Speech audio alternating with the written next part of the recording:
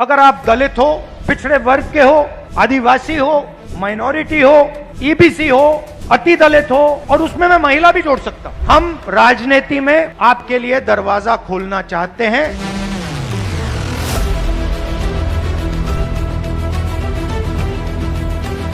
सामाजिक न्याय का सबसे बड़ा क्रांतिकारी कदम आप जानते हो?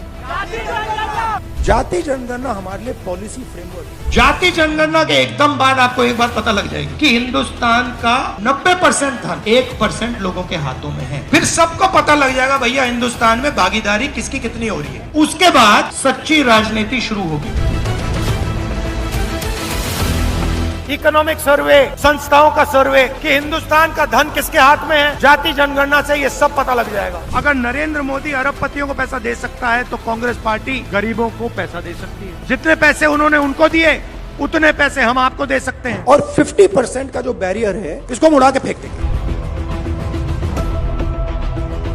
हुनर की इज्जत है ही नहीं। जो काम करना जानता है उसकी इज्जत है ही नहीं। 90% लोग सिस्टम के बाहर बैठे हुए हैं। हुनर उनके हाथ में है, स्किल उनके हाथ में है, ज्ञान उनके हाथ में है, उनका कोई कनेक्शन ही नहीं है। मैं इस बात को एक्सेप्ट नहीं कर सकता। मैं इस बात को एक्सेप्ट करने को तैयार नहीं हूं कि हिंदुस्तान में ऐसे लोग हैं जिनके पास हुनर है, एक्सपीरियंस है, समझ है, मगर रिस्पेक्ट नहीं। हिंदुस्तान के जो आत्मा है 90% जिसको मैं कहता हूं, उनको इस देश में शामिल करने की औजार है।